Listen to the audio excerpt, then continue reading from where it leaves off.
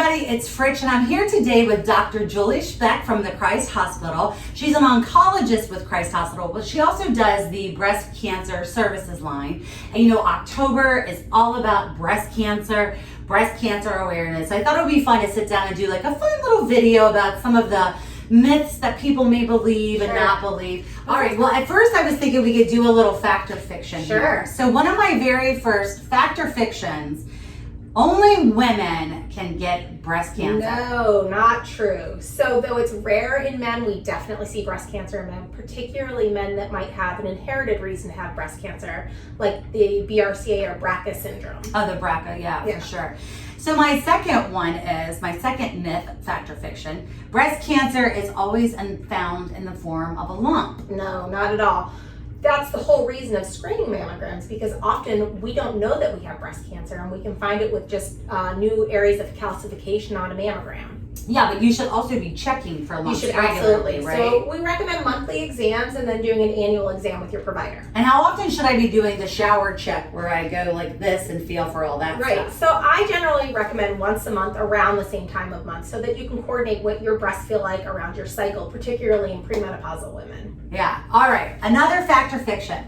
Wearing a wire bra, which I only do. I can't, for some reason, for the life of me, I cannot get away from the wire, but whatever. Wearing a wire bra can increase my chance of getting breast cancer. Absolutely not. It does not increase your risk of getting breast cancer. It may not be comfortable after you've had breast cancer, because a lot of women get radiation therapy and it's not necessarily as comfortable afterwards, but it does not increase your risk of breast cancer. All right. As long as we're on that, neither does deodorant. That was the next one. That was the next one. Wearing deodorant with aluminum can increase my chance of breast cancer. So they have looked into this. There have been several large meta-analyses looking at this, and there's just no data that wearing deodorant, particularly the aluminum-based ones, does anything to increase your risk of breast cancer. All right, so no data on that. No data at all. Good to know. Here's another one about bra wearing. So not wearing a bra, is that good or bad for my breast health? Well, I guess that depends on how large your breasts are. Some people like that free. You know that, Dr. Julie. I think in terms of breast cancer health, it does not make a difference. In terms of back health, if you've got larger breasts, you probably want to wear a bra. All right, and then also about this, so if I wear a bra 24/7, will that cause breast cancer? Should I let the girls breathe a little or get some, it does not. How does that work? It does not make a difference. If you want to wear it 24/7 or if you wear it 12 hours on, 12 hours off, it doesn't make a difference in terms of breast cancer risk. All right, so mammograms. Are mammograms the only way to detect breast cancer? No, actually, I'm glad you asked that. So we already talked about a good physical exam and going to your doctor, but certain women are high enough risk that they might want to get either MRIs alternating with mammograms or ultrasounds alternating with mammograms.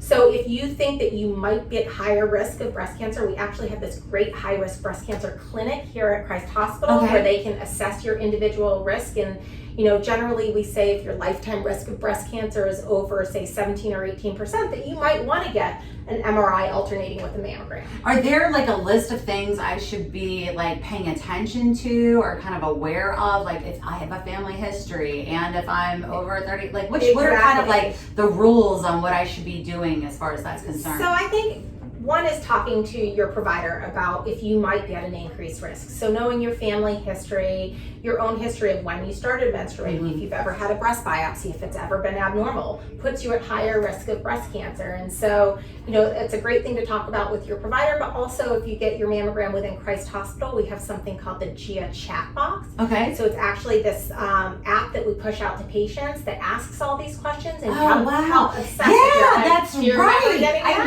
I did totally get that. So when I signed up for my mammogram, and it was super easy, by the way, for people watching this to sign up for the mammogram. All you do is you go to the website, we'll put a link with this video, and you schedule your appointment, and then it asks you like some of those questions, your family history questions, and then you kind of fill that out. And then if you're higher risk, it actually shoots an alert right out to your primary care provider to say, hey, your patient may be at higher risk, consider referring them to the high-risk clinic to talk about what their risks may be. Oh, wow. Yeah. So I think amazing. It's amazing. I had no idea, and it did feel like a lot of questions because I was like, oh, they just want to know this just to see whatever, but that's awesome that they do that. Yeah. How cool. All right, and so our last fact or fiction, having breast implants can raise your risk for cancer, breast cancer. So for breast cancer, no. There is a very, very rare cancer called angioimmunoblastic T-cell lymphoma that some women with breast implants can get, but it's a super rare risk. For the majority of breast implants, there's no increased risk of cancer, and they're very, very safe. You could tell me a little bit about the breast cancer services line. So the breast cancer service line includes everything from radiation oncology to surgical oncology and medical oncology. We've got some wonderful navigators that help the patient from the moment that they have an abnormal mammogram all the way through the end of their treatment. And as the director of that, I get to kind of help bring it all together and make sure that we're keeping all the standards that we need to. Recently got our NAPBC certification. We're very excited about that. So, that does sound exciting. Yeah. I know. So recently, I just got my mammogram here at the Christ Hospital Red Bank office. That's where we're doing this today. And so it's very important for people to do the mammogram. At what age should they start having mammograms? So I don't think that there's a one size fits all. I think some of it depends on your personal risk, your family history. So if you have a strong family history, you might need to get your mammogram in your 30s.